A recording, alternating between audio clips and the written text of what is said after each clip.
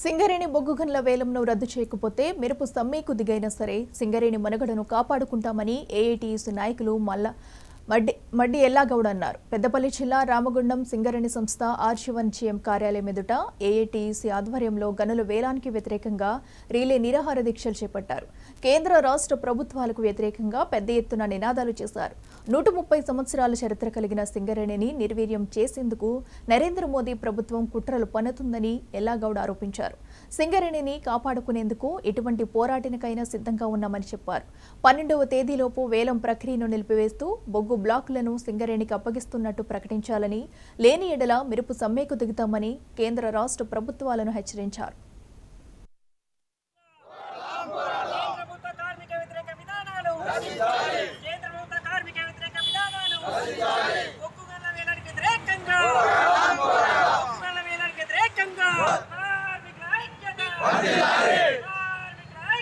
ఈరోజు సింగరేణి వ్యాప్తంగా ఏఐటీసీ ఆధ్వర్యంలో అన్ని జీఎం ఆఫీసుల ముందు రిలే నిరాకరణలు చేపట్టడం జరిగింది. మొన్న కలెక్టర్ ఆఫీసు పెద్ద ఎత్తున ముట్టడించాం. ఈ రోజు నుండి 12వ తారీఖు వరకు అన్ని జీఎం ఆఫీసుల ముందు నిరాదీక్షలు చేపడుతున్నాం.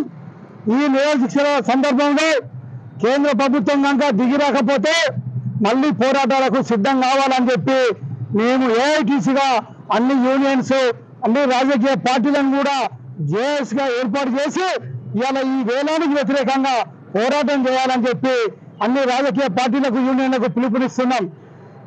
మేమేమంటున్నామంటే ఈ రోజున 130 సంవత్సరాల చరిత్ర గల సింగరేణిలో ఏ రోజు లేదు ఏ ప్రభుత్వం తీసుకొని నిర్ణయం ఇవాళ నరేంద్ర మోడీ ప్రభుత్వం బీజేపీ ప్రభుత్వం ఇవాళ వేలం వేసి కొంతమంది పెత్తందారులకు కట్టబెట్టడానికి ఇవాళ సింగరేణిని ఇలా నిర్వీర్యం చేయడానికి ఇవాళ వేలం పాటల ద్వారా ఇవాళ సింగరేణిని ధ్వంసం చేయడానికి ఇదో కుట్ర పూరితంగా ఇవాళ కేంద్ర ప్రభుత్వం పన్నుతుందని చెప్పి ఏఐటీసీగా మేము చేస్తున్నాం.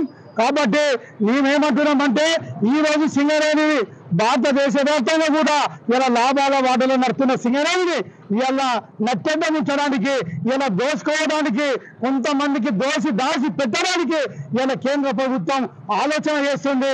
ఆ ఆలోచనను మార్చుకోవాలని చెప్పి ఇలా మేము పోరాటాల ద్వారా కేంద్ర ప్రభుత్వాన్ని హెచ్చరిస్తున్నాం.